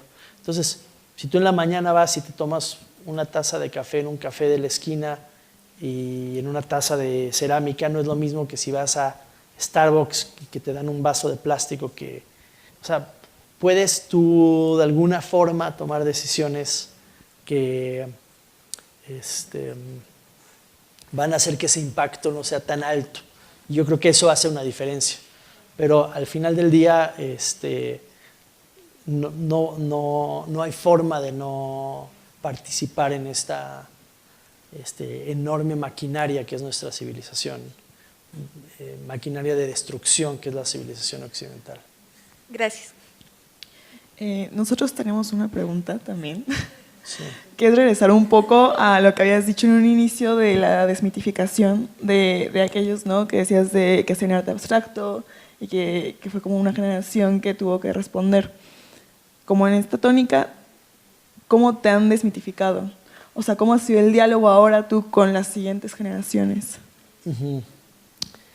Pues digamos que esto, la idea de desmistificar, tiene que ver, o sea, digamos, como generación lo empezamos a hacer en espacios de artistas, espacios independientes que artistas creamos, en los cuales había una actitud muy distinta hacia el arte, que es la actitud que habían en muchas instituciones en la época.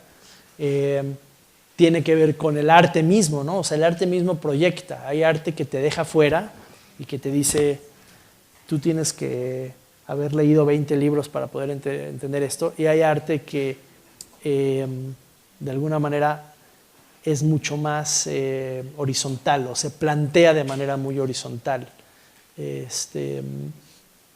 Y yo creo que es una cuestión como de actitud como artista. Y obviamente y regresando a la pregunta de allá atrás, del aura que tienen esos museos de elitismo, yo creo que eso es algo que ha cambiado, o sea, que está cambiando, que afortunadamente está cambiando.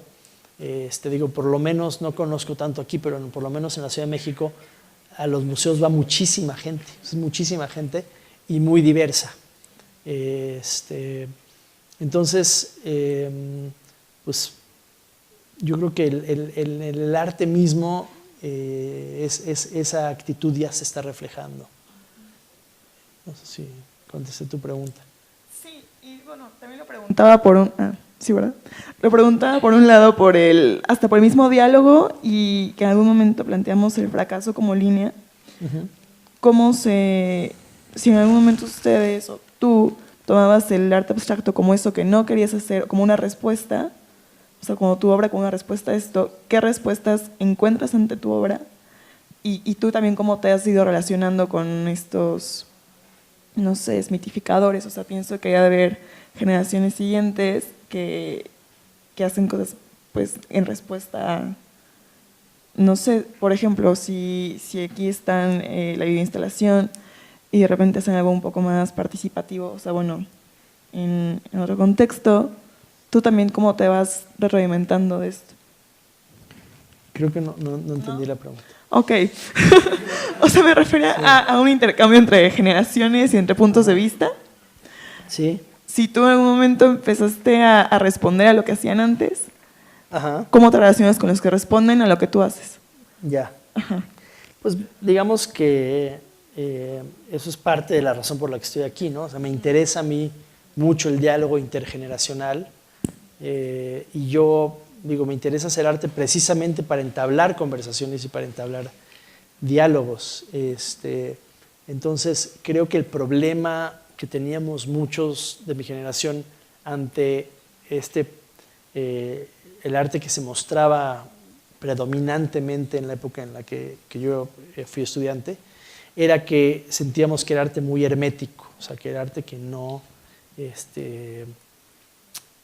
te daba lugar como espectador para completar la obra de alguna forma. Por eso digo que en el arte mismo creo que hay arte que es más horizontal que otro, y arte que propone más este diálogo que otro. Y entonces pues a mí me interesa mucho entablar ese tipo de diálogo, y por eso doy clases, y por eso me interesa escuchar lo que dicen otras generaciones, por supuesto, ya sean mayores o más. Sí. Hola. Me gustaría realizar dos preguntas y una opcional, por así decirlo. Pues a mí me agradó mucho tu sentido del humor, para ser honesto. Y me gustaría saber si has corrido riesgos con la información que manejas. O sea, si ha habido personas a las que llegas a molestar, por ejemplo, digamos, sociedades de capital. Y también, esa sería una pregunta. La otra sería, en tus piezas, cuando utilizas a otras personas para trabajar, ¿Es más una relación de empleado y jefe o realmente hay un proceso de aceptación? A mí me llama la atención saber eso. Y la opcional sería si consideras las posibilidades económicas como una limitante cuando trabajas con otros individuos. A ver, vamos por partes, una por una, porque tengo mala memoria. La primera es la del humor y que si he llegado a incomodar a gente y a tener quejas. Bueno, el humor es más como o sea, a mí me agrada el humor que utilizas, pero o sea, si has tenido problemas con otras personas debido a la información que manejas, digamos, has estado en riesgo, ya... Sí. Pues mira, si Slim me hubiera querido mandar matar, ya estaría muerto. Entonces creo que no estoy en riesgo. Pues, digamos, sé de repente, por ejemplo, sé que Slim le llamó al rector de la UNAM y se quejó. Supongo que incomodan piezas, pero nunca he tenido problemas así graves o confrontaciones fuertes por eso. Pero sé que la naturaleza de las obras de repente es incomodar. A mí mismo me incomodan. Y no como provocación, porque yo no creo en la provocación ni creo que sea productiva, pero tocan aspectos incómodos. Es decir, ¿cómo no va a ser incómodo el pensar que un solo individuo tiene más dinero que un país entero? O sea, es de vergüenza, te incomoda, pues, pero eso no es culpa mía. Entonces digo, las obras ponen sobre la mesa estos aspectos incómodos de lo que somos. Pero jamás me he metido en broncas así como directas. Y luego, la segunda parte era de las personas, los participantes. Las personas con las que trabajas, o sea, es más una relación, por ejemplo, en la de Octopus, ¿es más una relación de empleado y jefe ya te entendí, o hay un proceso de aceptación? ¿Cómo que de aceptación? O sea, que realmente ellos te reconozcan, por así decirlo, como parte de un grupo. O sea, no tanto como un infiltrado, sino que realmente te hayas ganado su confianza, o va más por el lado de hay cierta remuneración y necesito que hagan esto. Pues digamos que los diferentes casos son distintos y siempre es una mezcla de todas estas cosas. Es decir, es atractivo que te remuneren por hacer algo, pero yo creo que en la vida no todo se reduce a dinero o a economía. O sea, yo creo que ahí es a donde Marx se equivoca. O sea, hay otras motivaciones que tenemos. Y en el caso, por ejemplo, ya que lo traes a colación de la pieza Pulpo, creo que a ellos se les hizo muy interesante participar en algo sobre su historia. Es decir, viven en Los Ángeles, la gente les dice mexicanos cuando son de Guatemala, la gente les dice hispanos cuando su lengua materna es maya, nadie tiene idea de dónde vinieron, nadie tiene idea de que Estados Unidos invadió Guatemala, es decir, están completamente alienados. Entonces, le tendrías que preguntar a ellos, pero mi interpretación es que a ellos les interesó también por el tema, por el contenido, o sea, es decir, se sintieron identificados con lo que la pieza propone, y hubieron motivaciones más allá de lo económico, yo creo. Sí. Y también es atractivo que te pongan una cámara enfrente, es decir, hay algo de eso que también motiva por sí mismo. Gracias. Pero hay piezas en las que sí interviene lo económico, o sea, como, no sé, ya no hablando del Pulpo, sino en general las obras en las que contactas o trabajas con otras personas, sí ha llegado a haber remuneración económica en caso de que no se preste la relación directa. Mira, yo un poco mi política es plantear la situación, y plantear la situación tiene muchas dimensiones. O sea, lo económico es una, y yo siempre desde el principio soy muy claro en decir potencialmente esto se vende y por tu tiempo yo tengo un presupuesto y por tu tiempo te pago.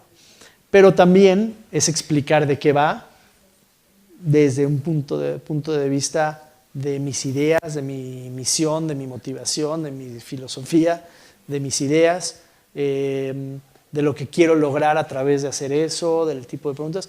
Y yo trato de tener esas conversaciones. Hay gente más interesada que otra, pero trato de siempre tener esas conversaciones. Y las motivaciones, pues digamos que es difícil saber qué motiva, pero mi política es que si alguien no está interesado, no poner presión, porque no funciona, no sale bien la obra. O sea, tienen que, de alguna manera, querer participar y estar motivados para que esto funcione, porque son obras en las cuales, otra vez, yo no defino todo, mucho lo definen los mismos participantes, y para esto tiene que haber motivación y entusiasmo. Entonces se combinan las motivaciones. No sé, por ejemplo, les voy a poner un ejemplo, la pieza de McDonald's, la de Freedom Fries. En esa obra renté un McDonald's toda una noche y me senté ahí esperando a que llegara un modelo. Es decir, a través de los clientes es que yo estaba buscando el modelo para el video. Y llegó esta señora con sus 2 hijas, platicamos y pues yo le lancé la idea así lo más directo posible y luego dijo, va. Yo esperaba que me iba a tomar como 10 personas para que alguien me dijera, me aviento a hacerlo. Y entonces pues yo dije, órale, perfecto. Lo hicimos y y ya que terminamos de hacer todo, ella solita se acercó y me dijo, ¿quieres que te cuente por qué me aventé a hacer esto? Le dije, sí, por favor. Y claramente no era por el dinero, a pesar de que sí lo necesitaba. Y me dijo, mira, yo sé que tengo una bronca y que he estado como básicamente no afrontándola por mucho tiempo, y para mí hacer esto es una manera de dejar de salir de ese espacio como de negación y afrontar esto. Esa fue su motivación, que yo no tenía ni idea. Entonces, pues, es un ejemplo, digamos. Sí. Por allá. Hola, buenas tardes.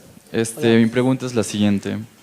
¿Crees que la libertad y la creatividad, entendiendo estas como la principal materia prima en todo este proceso que llevas, son o han sido limitadas por la producción?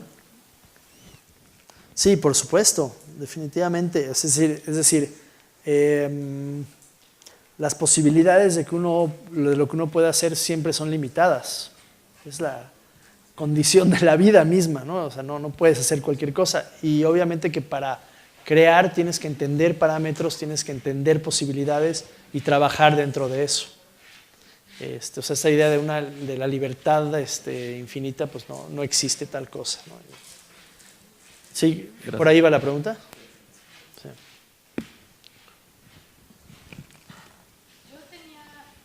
Bueno, yo tenía una duda con respecto al humor, pero no tanto al humor por ser humor, sino al humor relacionado con el juego. O sea, ¿qué tanto todos estos performances los vincules con la idea del juego?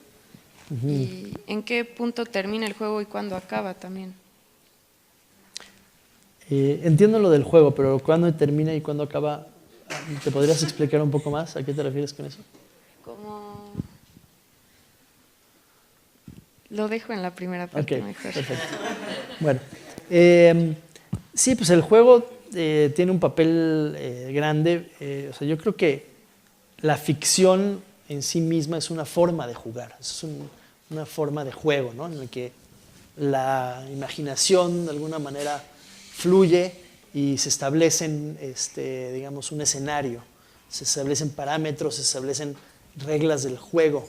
Y entonces sí, pues el lado de ficción es un lado que tiene que ver con el juego, con establecer de alguna manera un paradigma que viene de la imaginación. Yo creo que está muy relacionado a lo lúdico y al juego. Yo, en torno también al humor, Sí. pues noto también que, o sea, hay también un balance. ¿Qué tanto tú crees que es en parte como que el humor se revela por sí solo y qué tan parte también es como tu intencionalidad? Y también otra pregunta sería, o sea, tú acerca también creo que es una estrategia muy bien pensada porque puede caer en el reduccionismo, en la burla, en cómo abordar un problema de una manera muy superficial, ¿no? Y cómo está esa línea como entre la burla y el humor también como una forma de reflexión. Sí, sí, bueno, digamos que por alguna razón que yo no puedo entender muy bien, culturalmente tendemos a asociar el humor con la superficialidad. Y efectivamente el humor puede ser muy superficial o puede ser como una forma de buleo, ¿no? De burlarte y de hacer a alguien de menos, etc. Pero pues esas son posibilidades del humor. El humor es, digamos, hay muchos más tipos de humores que eso. Y el humor, como dije antes, puede también ser una herramienta crítica. Es decir, el humor se puede utilizar de manera muy profunda. Al igual que también tendemos a asociar la solemnidad con lo serio, y la solemnidad no siempre es seria. O sea, pues piensa en los políticos. Son muy solemnes y no siempre hay seriedad. Entonces, yo creo que tenemos que ir más allá de estas como ideas preconcebidas y realmente analizar el humor, digamos, en turno, y para ya entender más bien cómo está operando ese humor y a qué lugares se está llevando ese humor. O sea, cuál es la finalidad de ese humor. Y sí, hay veces que el humor puede servir para evadir. El humor puede servir para nada más quedarse en la superficie. Puede servir para burlarse, pero también hay veces que el humor puede servir para estimular el pensamiento crítico, para hacernos reflexionar y para, de alguna manera, la autorreflexión, que no es sencillo que eso ocurra, ¿no? O sea, para realmente pensar en nuestra propia posición.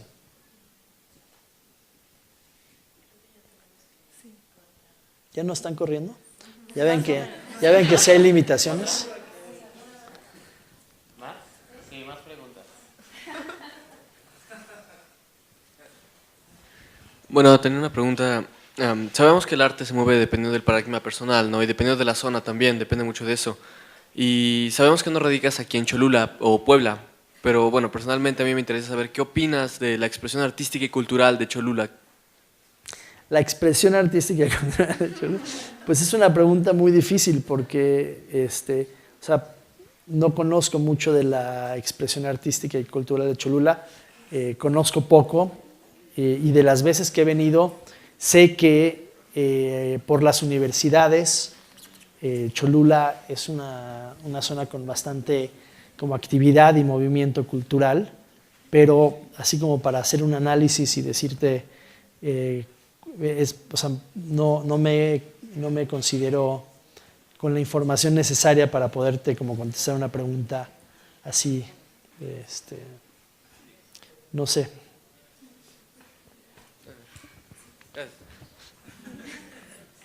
Buena forma de terminar, ¿no? Con no sé. No tengo idea. Oye, otra pregunta. Ahí hay una. Sí. Buenas noches. Soy una simple espectadora, no soy estudiante de arte, pero quisiera transmitirte en esta oportunidad lo que yo experimenté con tu exposición. Gracias.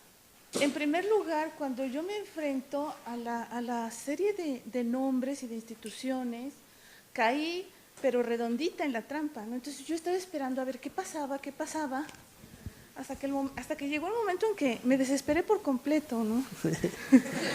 Y ya entré ahora sí a la exposición, y el ver el WC, de momento me produjo un choque tan fuerte que me quedé así, ¿no? O sea, sin saber cómo interpretarlo, qué pensar. Y después, cuando fui recorriendo poco a poco la exposición, me fue atrapando, me fue interesando cada vez más, y me tomé mi tiempo para ver todas y cada una de las imágenes, de los videos, de las piezas, y entonces mi mente empezó a dar de vueltas y vueltas y vueltas, y después de ese choque vino ahora como tú decías, utilizar el humor para seducir. Me sentí seducida por el humor, por tu posición ante el mundo, ante lo cotidiano y también ante las cosas que van más allá, como el poder y la economía. Y me gustó tanto que es la tercera vez que visito la exposición y espero poder visitarla una cuarta vez para después de todo lo que tú acabas de hablar, poder entender otras cosas más de las que he visto. Muchas gracias. Muchísimas gracias.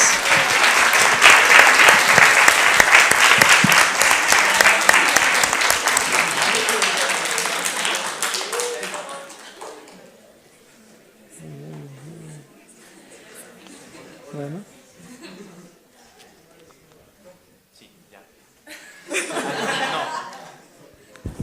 Ya te apagaron el micrófono. ¿Más preguntas? ¿Una más? Ah, ¿no más? Creo que con tú vas. ¿Hacer una pregunta? Pregunta, sí. Sí. Sí. No, pues sí, es que sí tengo como me quedé también con una reflexión un poco acerca de Indian Project y como la memoria, ¿no? O sea, y en este sentido de que no es un caso particular del todo, sino que también es un suceso como global, ¿no? Un fenómeno global más bien, y hacer quizá un poquito una relación, acerca de sí, pues sí, con Puebla, que creo que sucede algo como muy similar, ¿no? En esta especie de ciudad marca que se hace como una escenificación acerca... Ay, es que no sé si es una pregunta o solo un comentario. Es un buen comentario.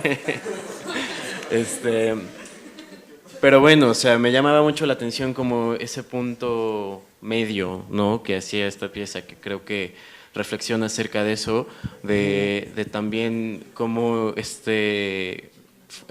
cultura como de consumo se va accionando y va transformando, por ejemplo, una ciudad y la memoria que hay en torno de eso. Entonces yo creo que hay una buena apertura acerca de pensar a las consecuencias quizá a largo plazo de estas prácticas que se van realizando. No lo sé.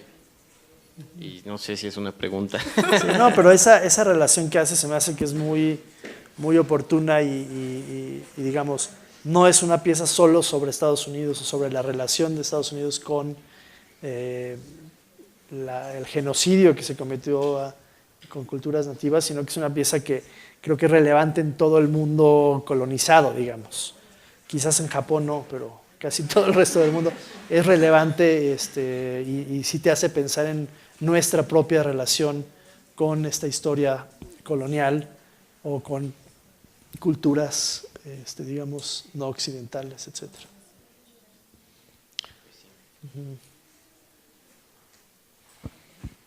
Hola. Sí, de hecho, ahora que me puse a pensar como en todo lo que platicábamos, todas las instalaciones que están ahorita en el museo, como dices, se tocan con temas que al principio no lo vemos como cotidiano, pero al final de cuentas tienen este paralelo con algún tema que tiene que ver con nosotros, ¿no?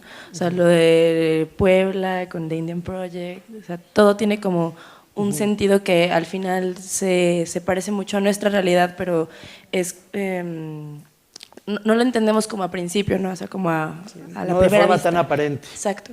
Sí. Y bueno, tú decías que, y creo que esa es la parte como en la que ahora lo entiendo, o sea, tú decías que a ti te gusta hacer todo una instalación porque haces que la persona se acerque de una forma más abierta al tema, ¿no?